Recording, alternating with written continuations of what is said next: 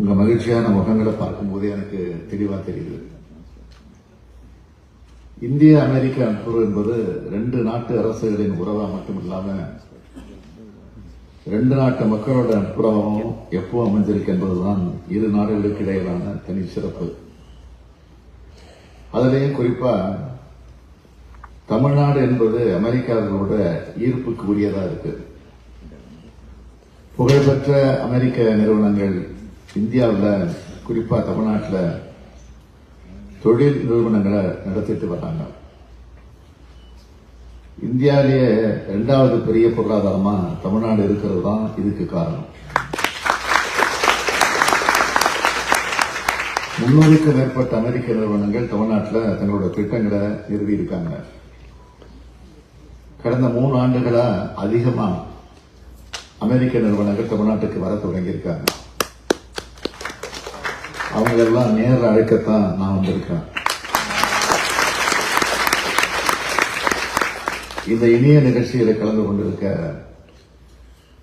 இந்திய வம்சாவளி மக்களும் தமிழ்நாட்டில் முதலீடு செய்ய அமெரிக்க நிறுவனங்களை தூண்டணும்னு உங்களை உரிமையோடு கேட்டுக்கொள்ள விரும்புகிறேன். ஒரு செடியையோ மரத்தையோ ஒரு இடத்துல இருந்து எடுத்து இன்னொரு இடத்துல நட்டா எல்லா செடியும் மரமும் அங்க வளர்றதில்லை.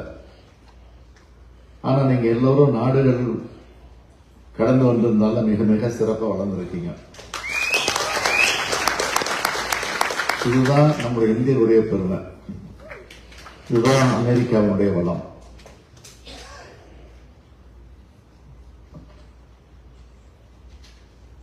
சிலர் விரும்பி வந்திருக்கலாம், சிலரை சூழ்நிலையில் துரத்தி இருக்கலாம்.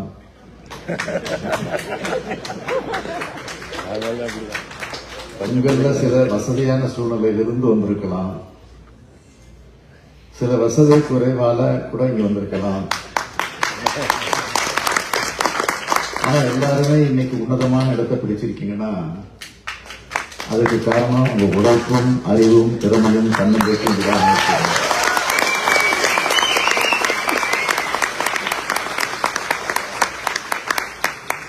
மிகச் சிறந்த கல்வி,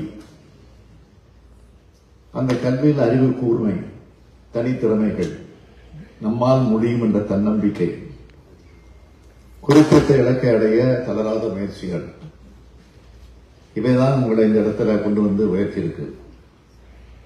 பணம், புகழ், அதிகாரம், வசதி, வாய்ப்புகள் ஆகியவற்றை விட இந்த 5 தான் உங்களை வளர்த்திருக்கு. இந்த உயர்ந்த குணங்களை மற்றவங்களுக்கு உணர்த்தி அனைவரது வளர்ச்சிக்கு நீங்க உறுதுணையா இருக்கணும்னு கேட்டுக்கொள்ள விரும்புகிறேன்.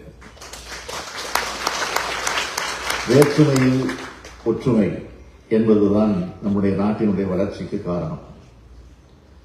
வேற்றுமை என்னும் துளியும் இல்லாமல் அனைவரும் ஒரு தாய் மக்கள் என்ற ஒற்றுமை உணர்வோடு வாழுங்கள் என்று கேட்டுக்கொண்டு இந்த சிறப்பான நிகழ்ச்சிக்கு ஏற்பாடு செய்த இந்திய துணை தூதர் ஸ்ரீதர் ரெட்டி அவர்கள், அத்தோடு அவருக்கு துணைந்த அனைவருக்கும் நன்றி கூறி விடைபெறுகிறேன். நன்றி. உடனுக்குடன் செய்திகளை தெரிந்து கொள்ள சன் நியூஸ் பெல் ஐகானை கிளிக் பண்ணுங்க.